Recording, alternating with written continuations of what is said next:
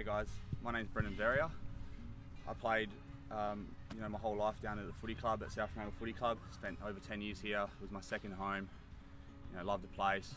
I love playing with all my best mates, but being unaware around concussion and experiencing it, I was just undereducated. It really backfired on me when I did get concussed, and now I've had to retire from the game I love due to a lack of awareness. So a couple of years ago, playing footy, last quarter, got slung tackled and my head smashed onto the ground.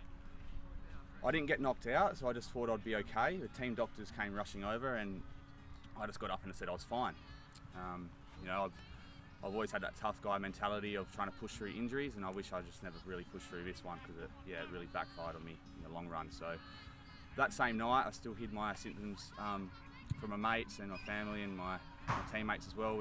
I had a party that night, and I just drank a lot of alcohol and just wasn't really looking after myself, just thinking I would be fine in the long run. And during that time as well, I kept playing footy with ongoing concussion symptoms such as like blurred vision, dizziness, headaches, and just like lack of energy and confusion. It was a really hard thing to describe what was actually happening, but I still, in my own mind, wanted to push through this serious injury. And just because I was in and out of the team playing footy, I was a fringe player, I just thought I wanted to hold my spot in the team and just hang in there. And it just really didn't work out in the end. I wish I really just took that time off and spoke to the team doctors and really took that safe recovery, and I could still be playing today, in fact, to be honest. So as time went on, I still got a few knocks during that time, and it was really tough because I just had ongoing symptoms for months and months. In the off season as well, even when I wasn't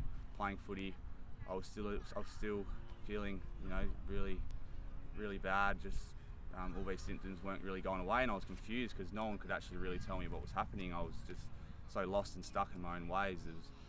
It was just like no management, no awareness around what was actually happening. It was just a really hard time for me. So months and months down the track, I was just stuck in this little rut, and my mental health also took a hit at work. I was still at work trying to push through, and hopefully I was just one day wake up and feeling better, but it just nothing was seeming happening. So I had to get on the front foot and just do something myself, and I stumbled across some American concussion specialists that really guided me towards a vestibular doctor in Perth. And vestibular doctor works within the inner ears, treating concussion and elderlies as well with their dizziness and stuff. And finally got on the right track, and I got led onto this concussion program that I stuck by, and I was just so relieved that I actually had a pathway to follow and knuckle down. So I did miss the whole season next year and worked on my concussion recovery, and I finally got better after well over a year to finally get better. And when I did get better, I just thought to myself, that took way too long. If I was aware around concussion earlier on, if I spoke up to the team doctors and my family saying I wasn't okay, they really could have helped me out. If I didn't drink alcohol that first night I got concussed, things could have been a lot easier for me. So in between the years, it was created to create as much awareness and education around concussion through our own experiences. We've lived it and breathed it and realised what works and what doesn't work. So the more we can get out to the communities and spread our message, the better. And there's two sides to In Between the Years. The first side, Fresh is just going to speak about briefly with you now. Well, the first side is the education side. We want to get around to as many sporting clubs as we can, sharing our experiences around concussion and mental health. We want to speak to the players, the parents, and also the staff, just talking about how to manage concussion properly. And we also just want to change the culture. Just look after your teammates, speak up if you're not feeling well after a big hit, and just really changing that culture so everyone's on the same page.